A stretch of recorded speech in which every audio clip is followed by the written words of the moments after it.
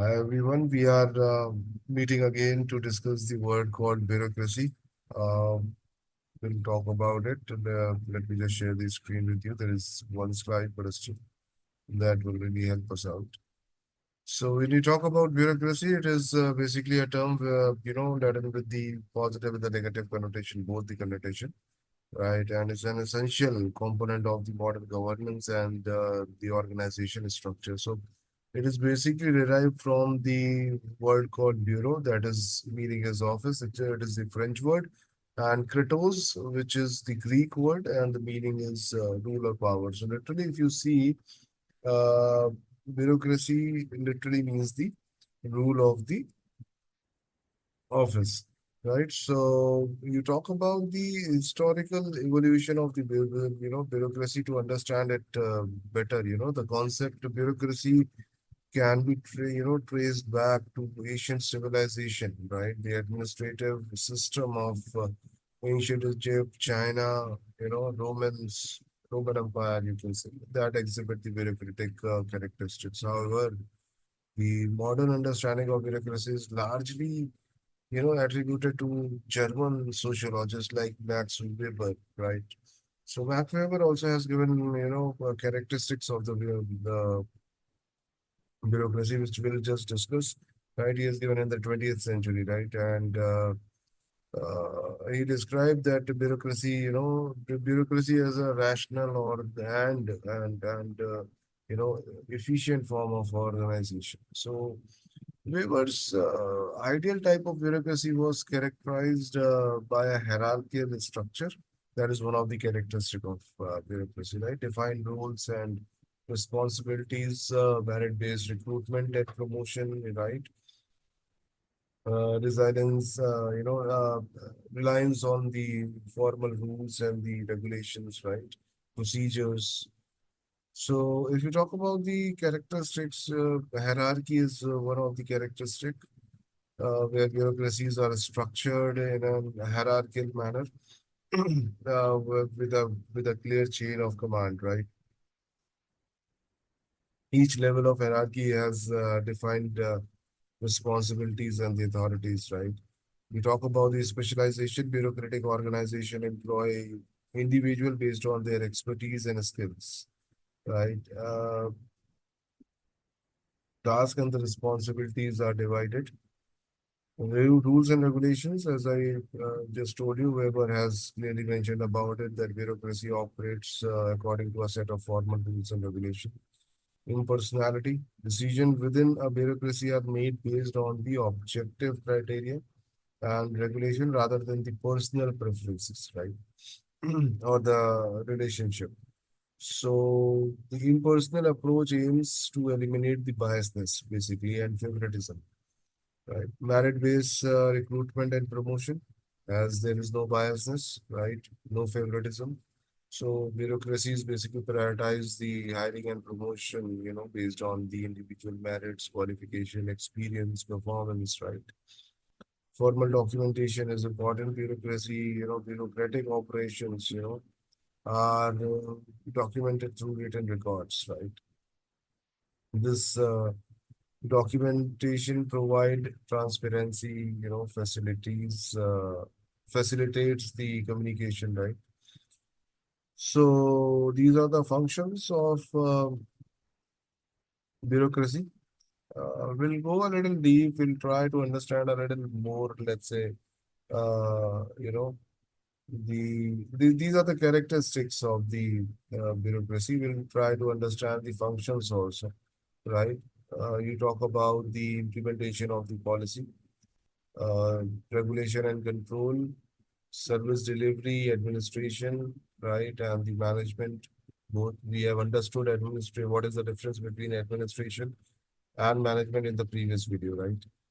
So this is their function, right? Advisory role we talk about, right? So these are the functions of bureaucracy. So bureaucracy basically regulates the various aspects of the society and economy through the enforcement of the rules and regulations. This is one of the primary, job, right? Administration and management is of course important, right? But there are certain criticism also related with the bureaucracy. First is like red tape. This is normally you must have also heard about it. Excessive adherence to the rules and the procedure can lead to bureaucratic red tape, causing delays in and inefficiencies, right? This rigidity basically can hinder timely decision, right? Uh, and of course, innovation. There is no scope because you are just, there is no scope for innovation because just moving with the rules and the regulations, right? There is no flexibility. So you can say inflexibility is one of the criticism. We talk about the impersonality. So, while impersonality aims to ensure fairness and the unbiasedness, it can also lead to lack of empathy and the responsiveness. Now, understand the other theory, the leadership, which is, human related, human approach, right? So, in that you are basically leaders are connecting with the team members, personally, right? So and empathy is one of the important word, right? Important characteristic, important thing, right? So here it is not the case because we are going with the rules and regulations. So there is no, of course, that has been done in personality has been done because they wanted to promote the fairness and the unbiasedness, but at times, this empathy is missing, right? So bureaucrats may be perceived as aloof and disconnected from the public, right? You talk about the bureaucratic expansion, right? Bureaucracies have tendency to expand over time, leading to blotted administrative structure, right? This can result in higher cost and reduced efficiencies. So this is another criticism you normally we come across another criticism, which is corruption and the nepotism also, right? So accountability issue is again one thing which comes up. At times we have seen like bureaucracies can sometimes lack accountability with complex hierarchies. Making it so difficult to pinpoint the responsibility for the decisions and the actions, right? So vast hierarchy, right? So if we talk about the Indian context, right, bureaucracy is, has its roots in the colonial administrative system established by the British, right? Post independence, the Indian bureaucracy was retained and adapted to suit the needs of the democratic and developing nation, right? So basically, yeah, rules and will remain same like policy implementation for public service delivery, developmental role we talk about, right? Crisis management. These are the roles. But they also, face the challenges, bureaucracies, if we talk about uh, corruption remains a significant issue, right? All the time, undermining the public trust and effectiveness, right? You talk about the inefficiency and the red tape at times, of course, people talk about it, capacity building, right? Uh, there is a need for continuous training and capacity building to equip bureaucrat with the skills required, right? We talk about the accountability we have just spoken about in the criticism. So strengthening the mechanism for accountability and performance, evaluation is essential to ensure the bureaucrats are responsive to the needs of the public and the goal of the government, right? So, uh, digitalization is one thing which is, reducing the corruption, and in fact, it is streamlining the process and cutting down the debt which is done around time, right? So this is one thing. Performance management is another. You talk about the decentralization, empowering local government and the decentralizing administrative function to bring governance closer will certainly help in creating better, environment or better system, rather, I would say, right? So, Bureaucracy, despite of its criticism, remains a cornerstone of effective governance and the administration, right? So, you know, however, if addressing the challenges of the corruption, inefficiency, and lack of accountability is crucial for realizing the full potential of the bureaucratic institutions, right? So, I think this is all about.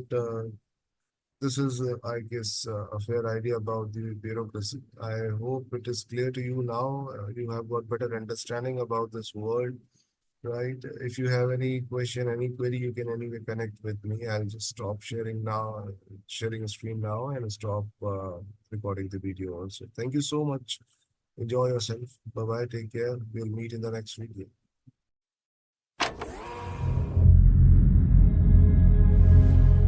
Family is the genesis of this group. Family is everything for us. They know the nitty-gritty of what needs to be done. We're each other's building blocks. It has never been two families. It has always been one. પરિવાર એ જ સર્વસ્વ છે. Without family, I think we would lose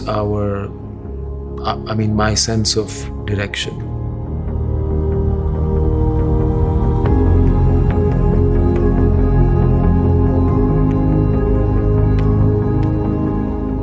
So the Marwari Group's foundation, I think, comes from the desire to prosper. Starting with Marwari Shares and Finance, the retail financial services business, and primarily into stock markets and stock broking segment in India. Essentially, we have 110 odd branches across Gujarat, Maharashtra, about 4 lakh customers or 400,000 customers. It's a business that's stood the test of time. એટલે એ અમારા ફાધરના ટાઈમથી આવ્યું છે કે આપણે કોઈ પણની અપેક્ષા વગર કોઈને પણ સપોર્ટ કરવો કે એવું નહોતું એમ કે કોઈ પણ નીડ બેઝ હોય કે કાંઈ પણ ઓર્ગેનાઇઝેશનમાં સ્ટાફ હોય એને આપણે ફેમિલીની જેમ જ ગણીએ છીએ કોઈ દી સ્ટાફ તરીકે કે એવું ગણતા નથી એમ. Then we talk about Marwari University, which was founded in 2009 by my father, and Jeetubai Chandarana is the co-founder of the Chandarana family. We started as just 360 student with just 5 classes on ground. But at the same time, the vision was huge. We are now at 11,000 students, and it's a 35-acre campus. અને એ બધું 100% vision એનું જ છે અને આખું entire network યુનિવર્સિટીનું એ જ જોવે છે. Creating new generational students, helping them to do well in life needs multi-dimensional approaches these days. And that's how we started that let's do something for society and to give something which is missing in this country. So that's how we started setting up this university.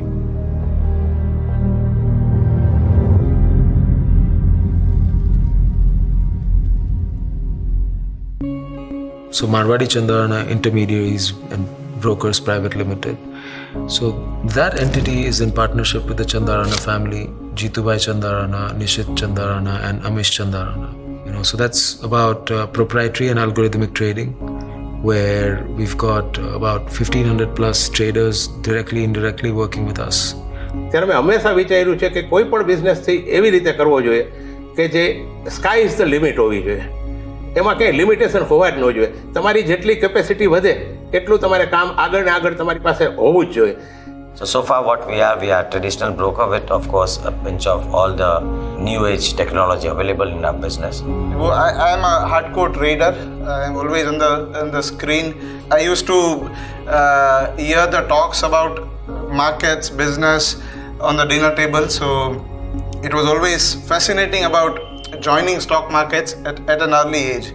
So that's how I joined them, my father and my brother. Business and the partnership is just based on trust. It's not just one person who is going to achieve success. It's all of us together who are going to reach our goal and achieve success. Most recent business we've entered is Pixin Energy. We've entered energy as a sector and power as a sector. We have around 200 people now, and one question, when we ask, why do you want to join Pixin? They have, this one standard answer that it's a group it's a part of the Marwadi family, and that's why we want to join. That belongingness, that ownership should come if you treat them like your family members. The most recent business and the latest one is One Finance, which I founded. One Finance is essentially a reimagined personal finance institution. We started with building it on like multiple values and all that, but we just wanted that one word that can define that why do we exist. And then finally we realized that just by being honest, everything else falls in line, So we offer unbiased, qualified and hyper-personalized advice on one's personal finances. We have always believed in, building up the relationship with clients and our authorized partners who are, pillars for our success, I would say. If you don't have people whom you share your success or prosperity, then it has no relevance on its own. So Believe Family is an effort. As united, we achieve something. And we all three brothers, told our father, no, we will not take this risk. But he said, no, I'm going ahead with it, whether you join us or not. And that's how we are today where we are. So it was his courage, his entrepreneurship, and his ability to see future. I think that's what made us today what we are. Younger generation પાસેથી તો ઘણું શીખવા મળ્યું છે જે અમને અત્યારે નવું જે યંગર જનરેશન ડેવલપ કરે છે સારી ભાવનાથી સારી રીતે. They are carrying the legacy forward, and I'm very proud to know that and to share even that. I mean, it's a very proud thing for us. દરેક વસ્તુઓ છે એ પેરેન્ટ્સે પણ સમજવી પડે કે તમે એને એની રીતે કરવાની છૂટ આપો. એના અત્યારના જનરેશન પ્રમાણે એને આગળ વધવા દો. They have an open mind to take it to the next level and exploring other ways, the ways that may not have worked for them. Like every generation learns from new generation. Like what my father couldn't do, we did it. What we don't understand, they are doing it. I think the Marwadi Chandarana group represents and lives purpose. It represents and lives impact. It represents and lives creating sustainable long-term businesses and organizations. And Marwadi Chandarana group represents taking risks where it matters, not just for themselves but those who we impact directly and indirectly, right? So we employ about 4,500 people across all organizations. We've got about 5 lakh customers, students, so on and so forth. We've designed the business model in a way where the customer and the people's interest, directly or indirectly, is at the heart of our business. So we're a people-centric company. We're not a customer-centric or an employee-centric company. Without our values, Marwadi and Marwadi Chandarana Group won't be where it is today.